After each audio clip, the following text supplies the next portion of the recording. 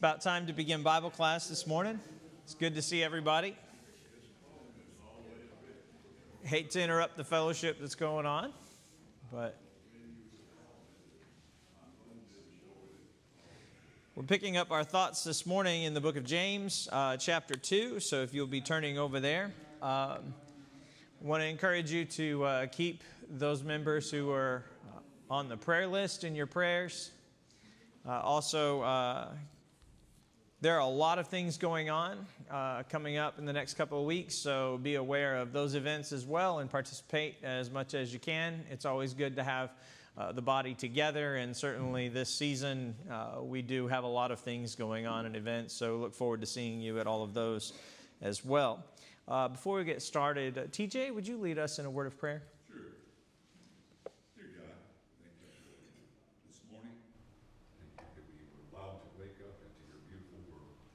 Help us as we open your word this morning that we might find something new or be reminded of something we've known a long time. But help us to walk away encouraged. Help us as we worship today that we might please you, make you happy. Thank you for allowing us to have friends within the church that encourage us to live the Christian life, and that we're not all alone. In Christ's name we pray. Thank you, sir. So picking up in chapter 2, we left off a couple of weeks ago with the discussion on showing mercy, preferential treatment to individuals. And the last verse that we looked at was really verse 13, "For he shall have judgment without mercy that has showed no mercy, and mercy rejoices against judgment." I left you with the question, what is he talking about here, and what does he mean by this? And so now we'll pick up 2 weeks later. You've had a full 2 weeks to investigate this matter. I want to hear your thoughts on what the author is saying and what the emphasis of that verse is for the context.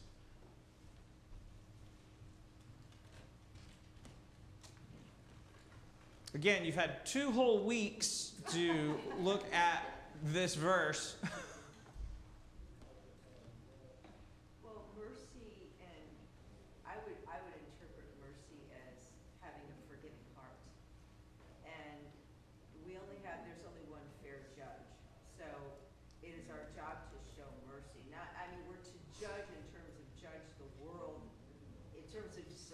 Yes. But, God values love more than sacrifice. He values mercy more than judging others for things that it's not our job to judge. Mm-hmm. So Diane brings up a good point. Mercy is a heart of compassion toward others. And really, that is the emphasis of what he is saying. What are they doing in this text? What is the sin that is explained very clearly in verse 9?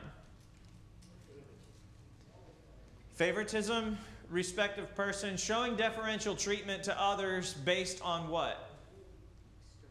Outward, external appearances rather than them being people that God loves and cares for as well. And so look at what he says. "For whosoever shall keep the whole law and yet offend in one point," what is the one point he's talking about? Preferential treatment. "He is guilty of all. For he that said, 'Don't commit adultery,' said also, 'Don't kill.' Now if you commit no adultery, yet if you kill, you are become a transgressor of the law. So speak ye, and so do, as they that shall be judged by the law." What is he saying? Live your life in such a way, knowing that there are expectations that God has for you, and that you need to fulfill those expectations. But then look at what the consequence is. "For he shall have judgment without mercy" on what people? On those that have showed no mercy. Now, does James know intimately about this idea? Do you think? Did he spend any time around Jesus, his brother? Yeah, he did.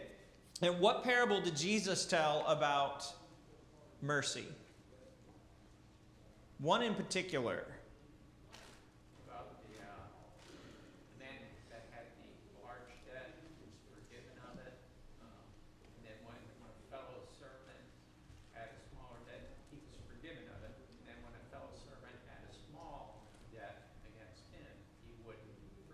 Yes, he threw him in jail until he paid all that he owed, right?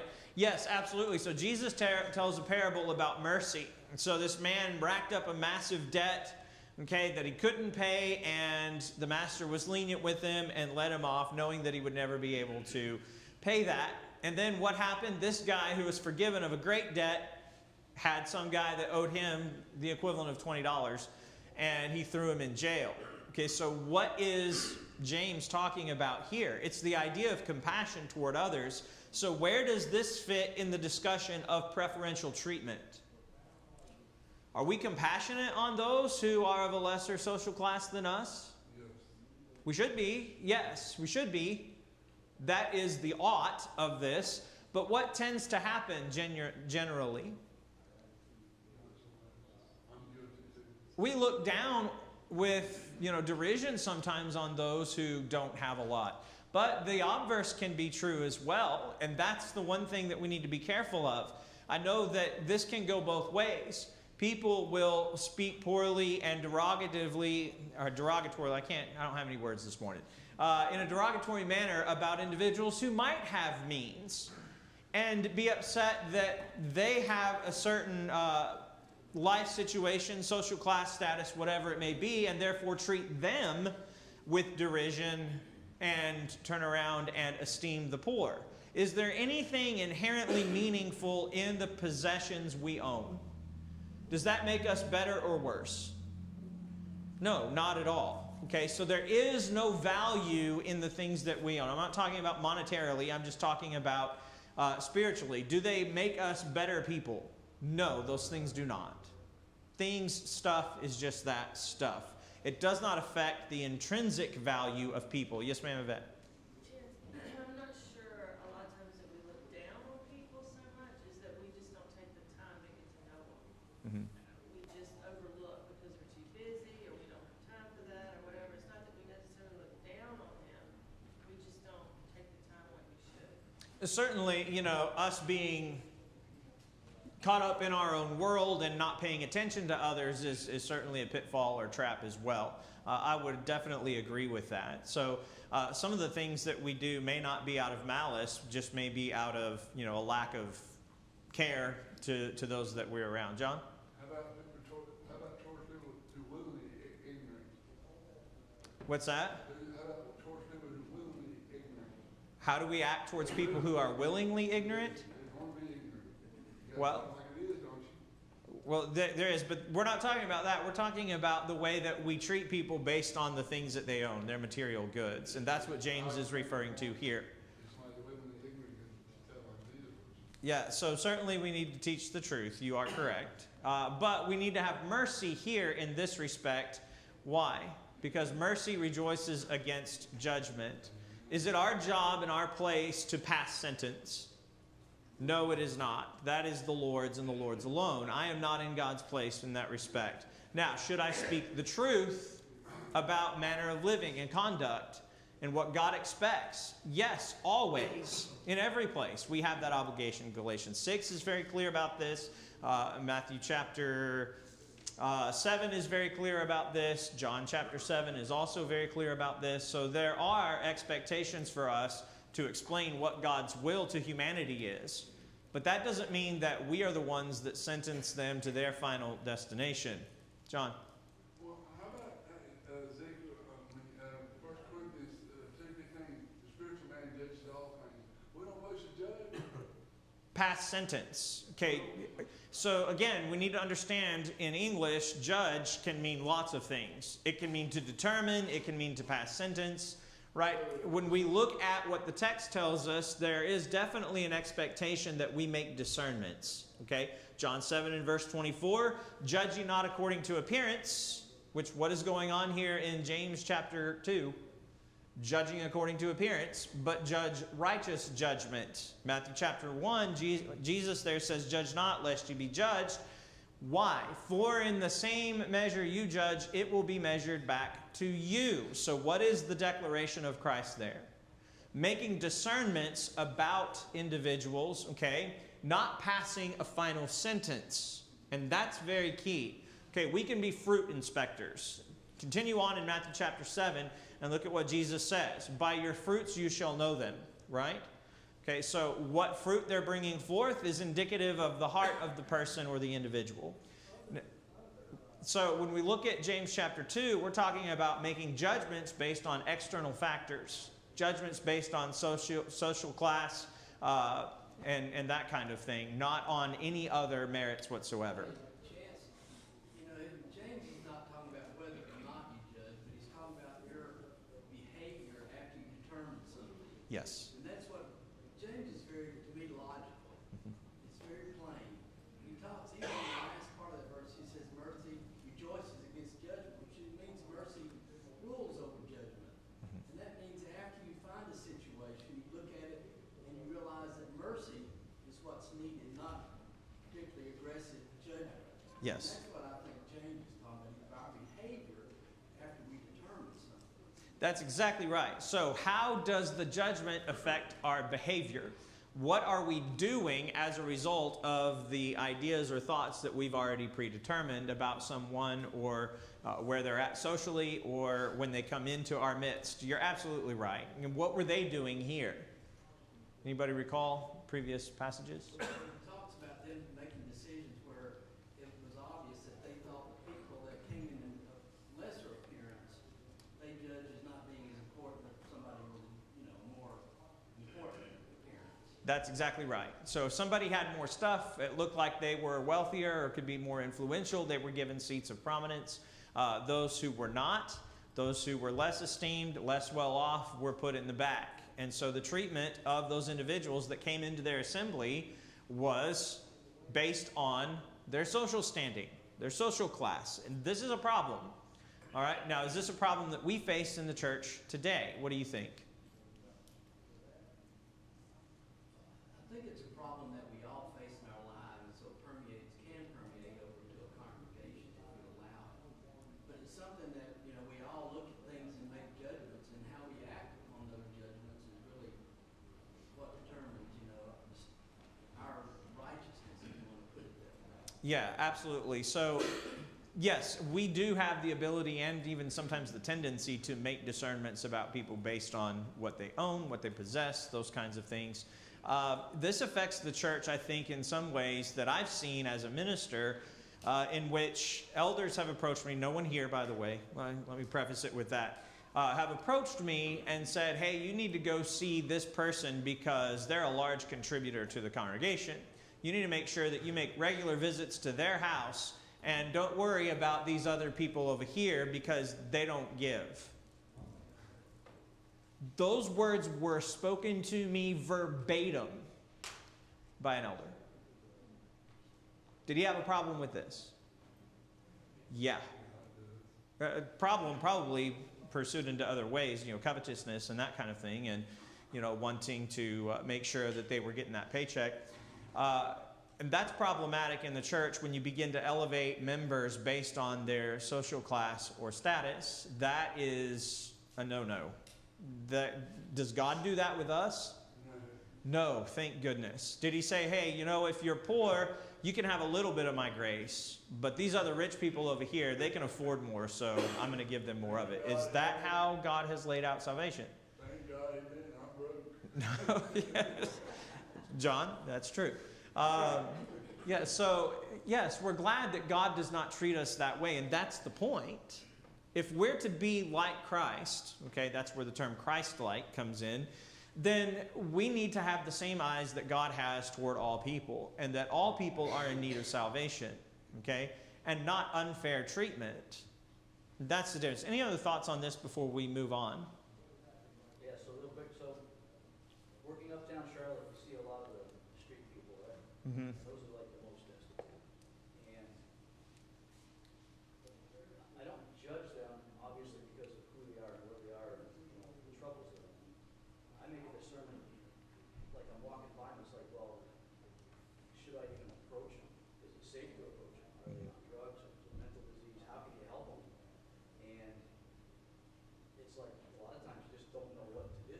Yeah. Right? You have compassion for them, but there's some judgment there that, it's probably best maybe if I don't, I guess, or is it? But then again, I see some people you'll see people sleeping on benches and they'll have like a bag of food and a cup of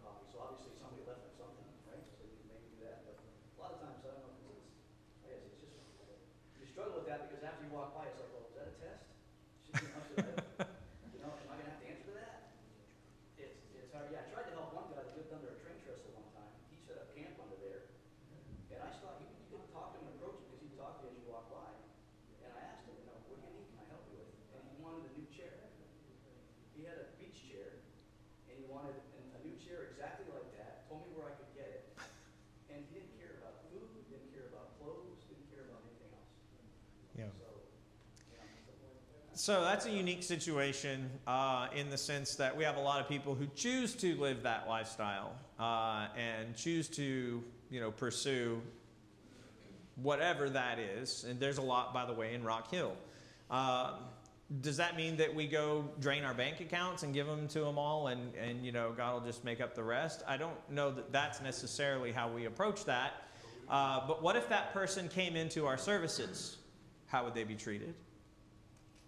You see, now we're getting into a little bit different discussion. Instead of just the people that you see out on the road, Jesus says the poor, you'll what? The poor will always be with you, right? It doesn't mean to ignore them, right? We have an obligation to the God of heaven to make sure that we're tending to those who are in our sphere that we can do something for. But when they come into our midst and they stink and their clothes haven't been washed in 3 months and they have grown out a long beard and they don't look like people you want to approach, what is our response to them when they walk in our midst? What's that? Clean them up. Then how can we help you? Yeah, then how can we help you? And do we treat them any differently than, say, John Q. Member who comes in?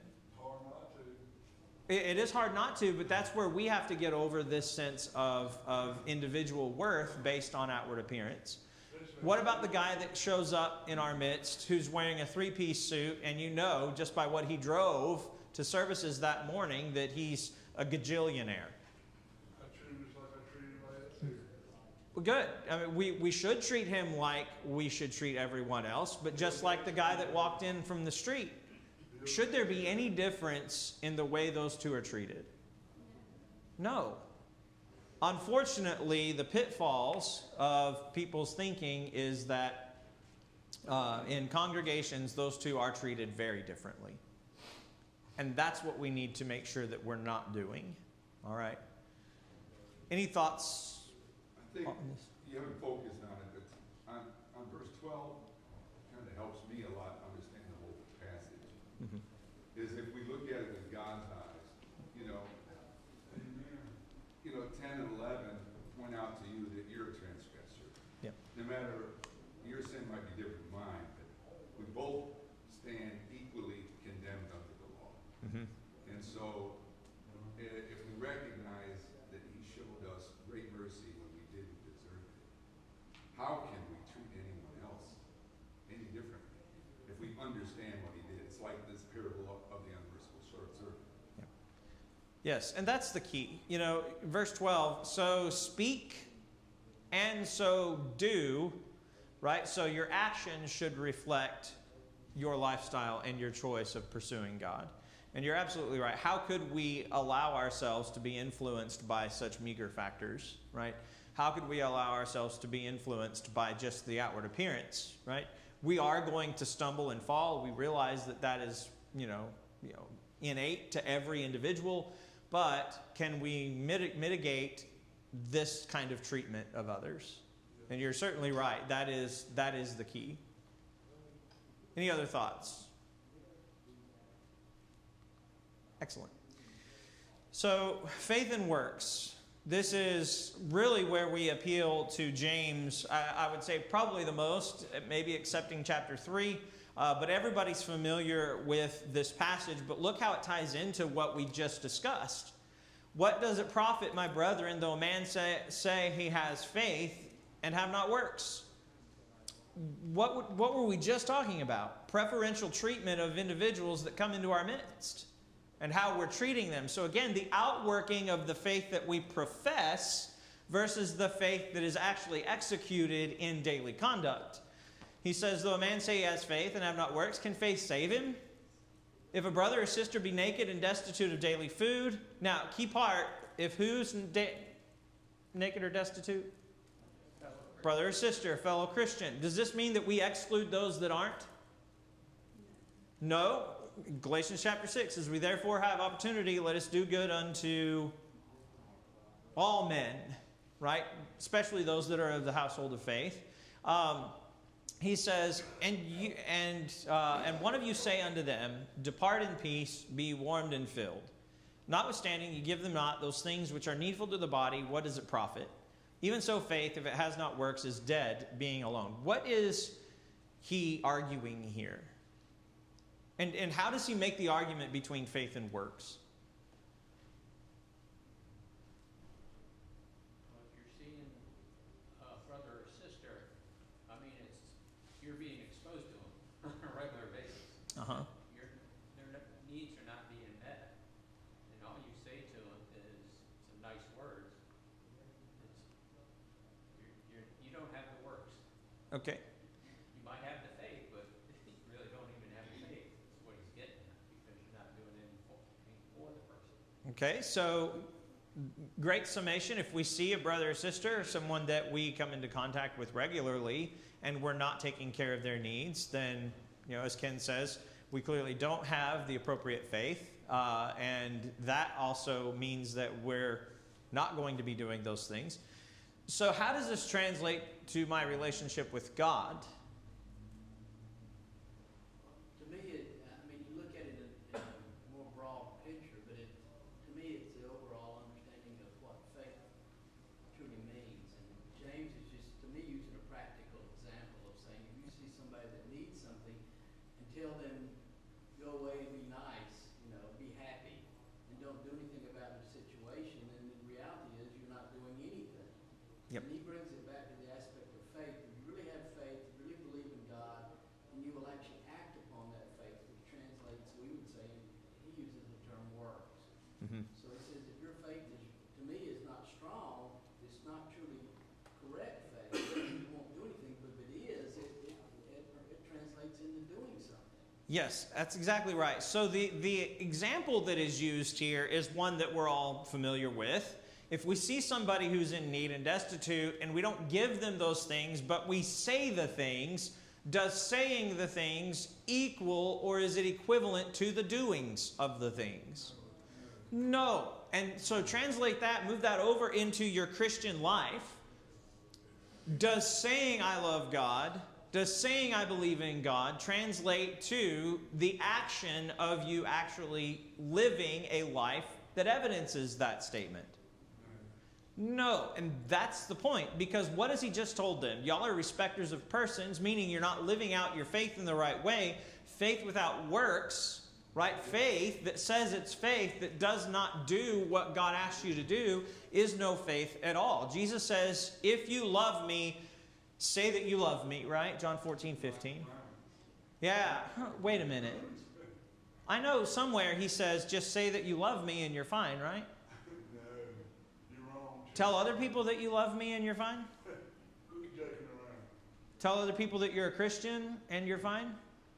Is that what he says? He says, if you love me, keep my commandments. 8 times. And I don't know how many times I can emphasize this in John chapter 14 and 15, but 8 times in John 14 and 15, he links our love of God with our actions. If you love me, keep my commandments. He that hath my commandments and keepeth them, he it is that loveth me. Yes, ma'am. Well, in the second chapter of John, it talks about how can you, if you can't love your brother, how can you love God? You know, so that man who comes to the assembly, as we've discussed, and you don't meet his needs. How can you have true faith? And that faith, how can you have faith which is actually love for God, which God esteems more than anything else? And that is the love, that actionable love that we're talking about. Actionable love. That's a great way to put it. Yes, you're absolutely right. You know, if we love God and we fulfill the greatest 2 commandments that Jesus gives, which are what? Love the Lord your God with all your heart, soul, strength, and mind. And the second is likened to it. Then are these things going to be a natural outworking of that proper love? Yes, they are. So that means that when Jesus is talking to the Pharisees, in Matthew, I think it's chapter 15, he tells them, these people draw near to me with their mouths and honor me with their lips, but their what is far from me? Their heart is far from me. Lip service Christianity is not effective Christianity. It's all in Catholics. What's that? It's all in Catholics. Well, again, us being what we need to be is what God expects. Now, does this mean that we're saved by our works? No. Why not? Well, let's continue and see what he says.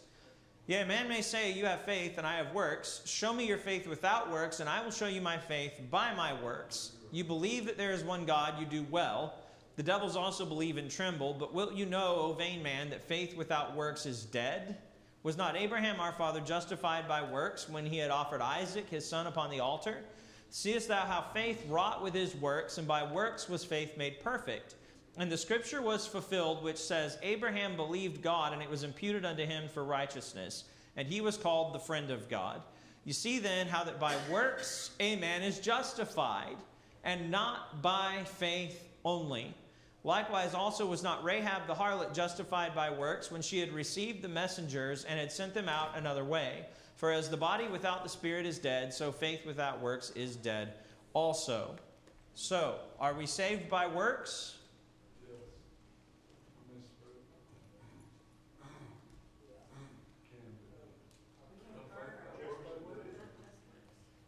Yeah, so it's interesting. Paul says in Romans, for by works shall no flesh be justified. But what does James now here say? He's saying we have to have an active faith. And by being active, you are doing what God is telling you to do. Without doing what God tells you to do, you don't have that active faith. So it's not just saying, I believe in God and that's it. You have to actually participate in what God wants, His plan. Amen. But you're not, but you can do the opposite. Like the rich young ruler went to Christ and he's done all these things. And you can't just do works without the faith. And you can't do faith without the works. You have to do them both just to show. I'm rambling now. No, well, so you're absolutely right. So philanthropy alone will not get me into heaven. Faith alone will not get me to heaven. But my faith, coupled with my love for what God wants me to do, yields the productive fruit of righteousness. Matthew? I was thinking about the parable of the two sons and how one said he would do it and then didn't go. His deeds didn't portray what his his heart was at. The other initially was like, I'm not going to do that, but then goes and does it because he loves his father. And it's kind of in that same realm where your actions or your deeds reveal your character, and that's what God is looking at, is the inner man. Mm-hmm. And that's kind of what I was thinking. Yeah, so the parable of the two sons, right? And that's an excellent thing to bring up. What did Jesus ask after he told the parable? Which of the two did the will of the Father? And the response was by the Pharisees? Well, the one that said he wouldn't go. So again, that's the point. We can say things, but saying does not equal salvation. Okay? What we act out daily in our lives, okay, that is the mirror of the heart. That is what God sees. Okay?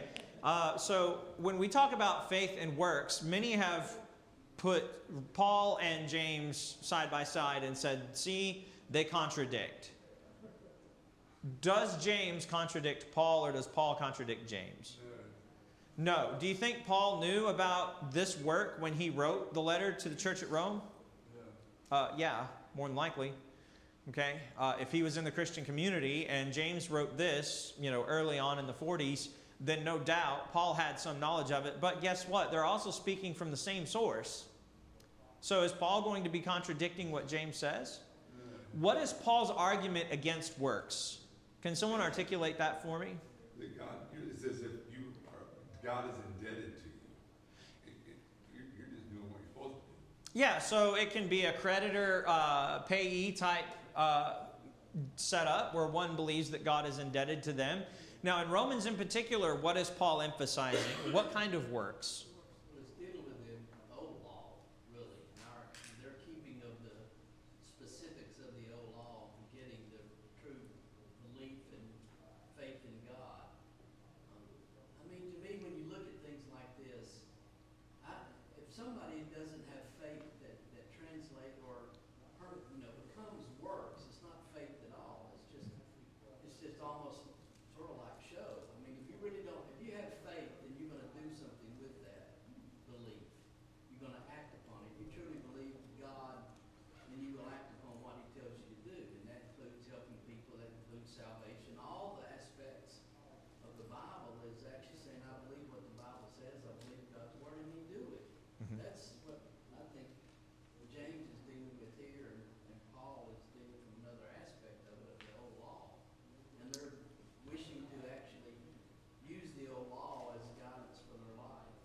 Yeah, so a couple of things to pick out. You're absolutely right. So Paul addresses elements of the old law in the book of Romans and the idea that one can be justified by keeping the law of Moses.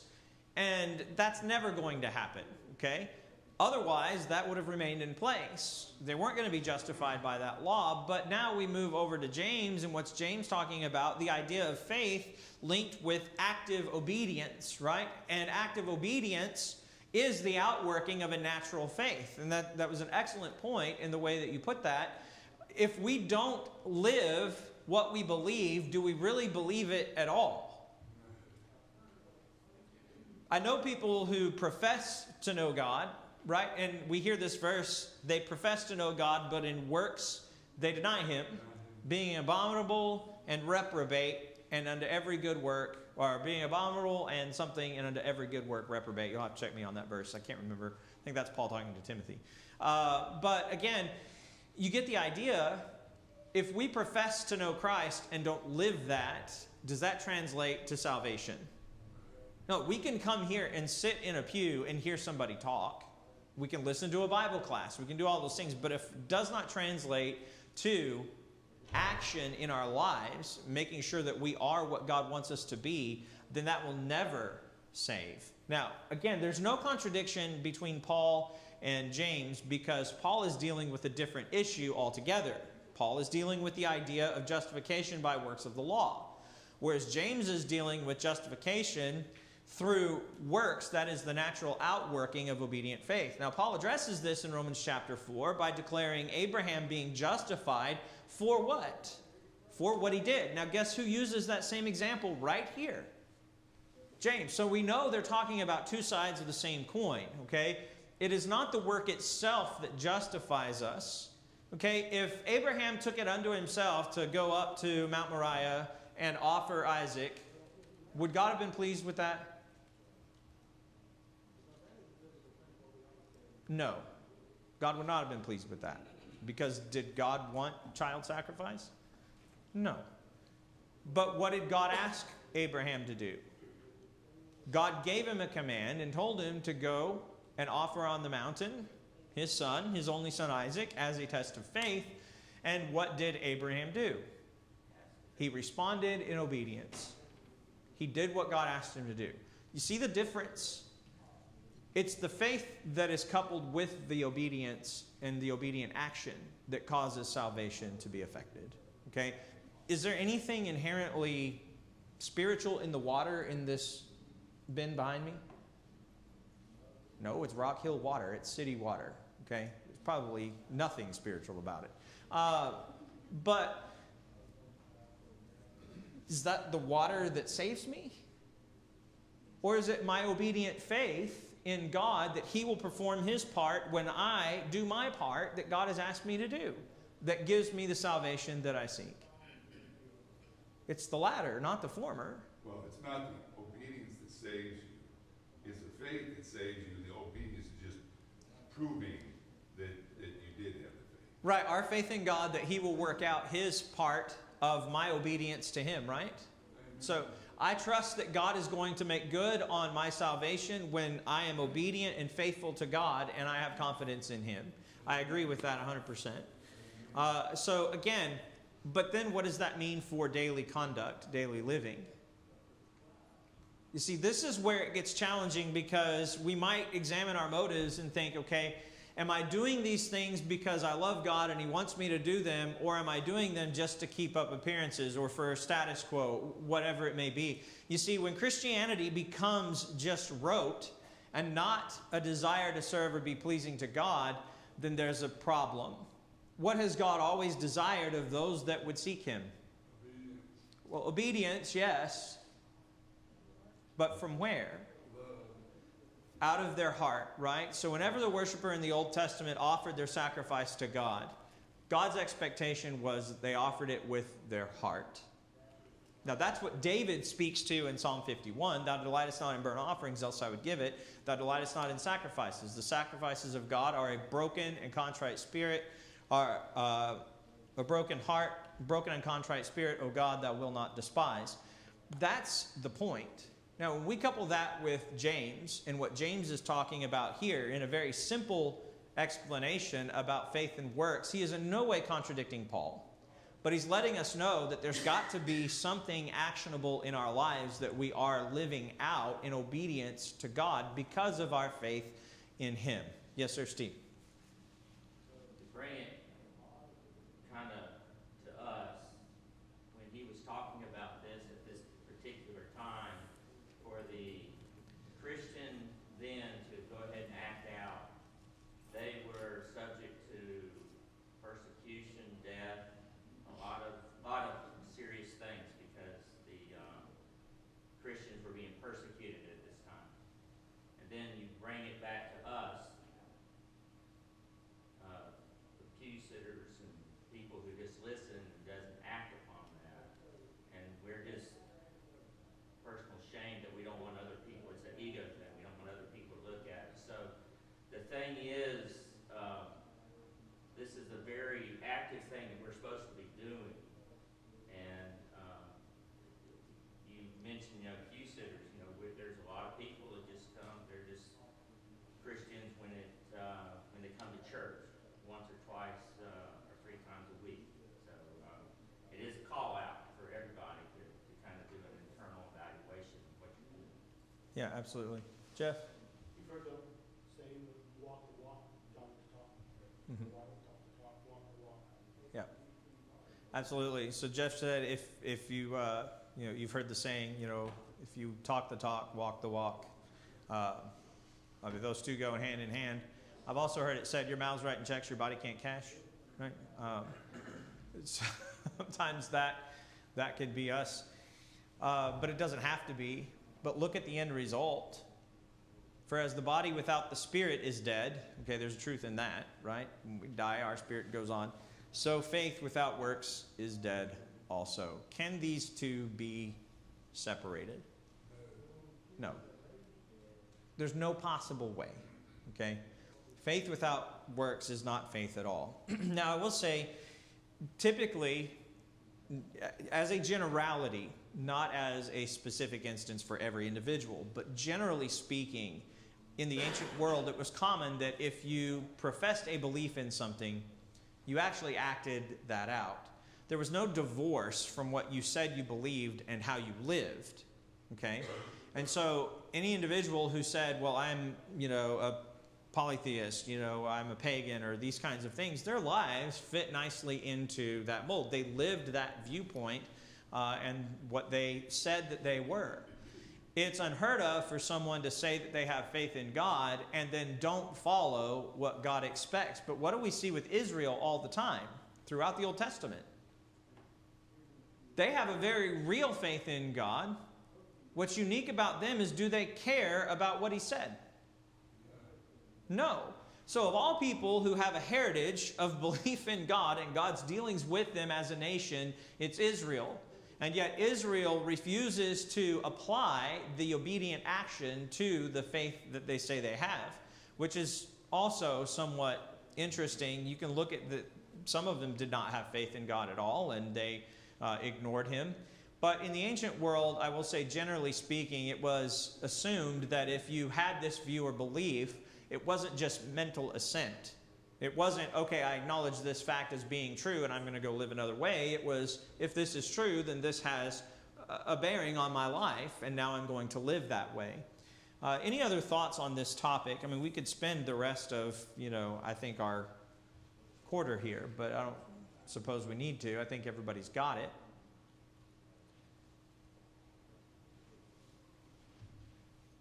Okay.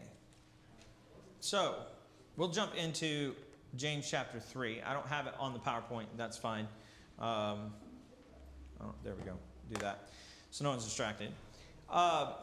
Chapter 3 deals with something that is certainly a challenge for most. And what does he launch off into the deep now in chapter 3? Interestingly enough, by the way, you have, not necessarily as a predicate, but as a tie-in to what he addressed with the preferential treatment, is this idea of faith and works and living what God expects us to live. And then he launches into this discussion.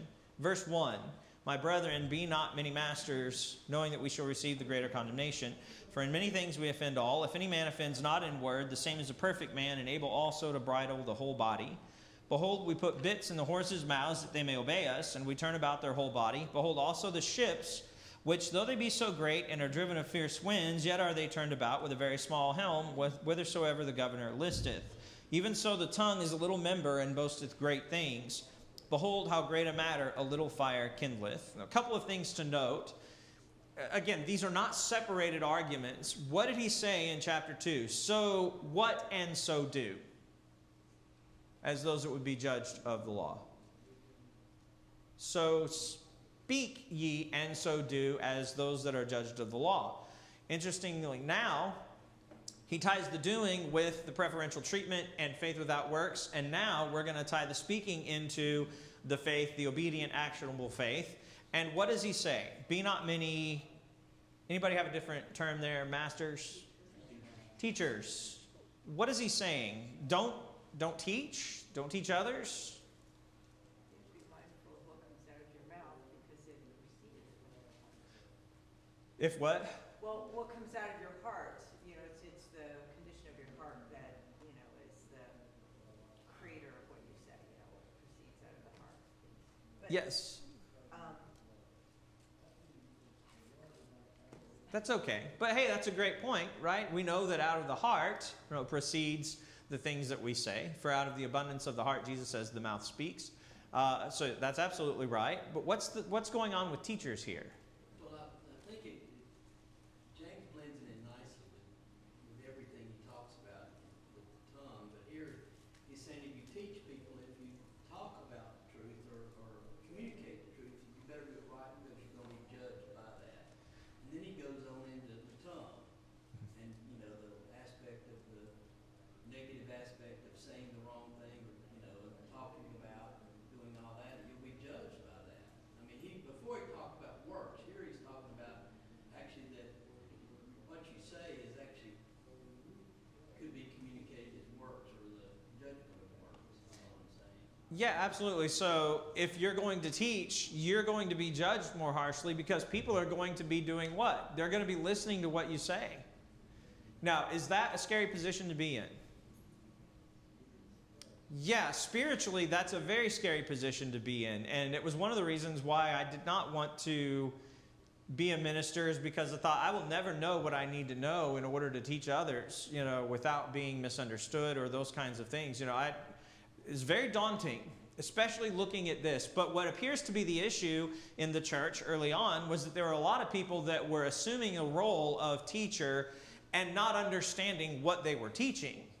And so James seems to be addressing an issue that was going on in the early church, certainly one that we could understand as well. But don't run to be a teacher, because those who get up and teach are going to receive what? Greater judgment, condemnation, he says. I think the word here is krino.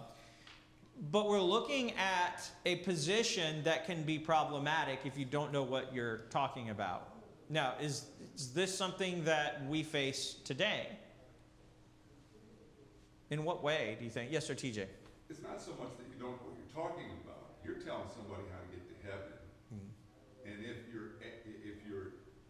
what's coming out of your mouth is filth and foul, they're watching what your words are in that respect, and you're going to lead them to hell talking that way versus the person who doesn't mind his mouth when he's telling people how to get to heaven. So maybe a matter of influence in our speech and the things that we say. But there's two sides. Yeah. As a teacher, you got to make sure what you're teaching is correct. But as an individual that's listening, you need to make sure what they're saying is correct and you live it in your life. So it's not say, well, I believe what he said. That's not what James is talking about here. There's other parts of Scripture that talk about our responsibility to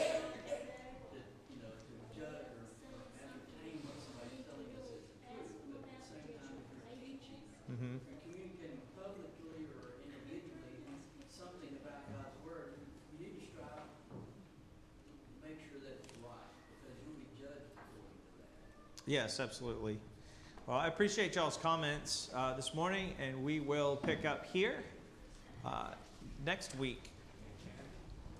While Dow was speaking, Trudy was trying to say something. And I was trying to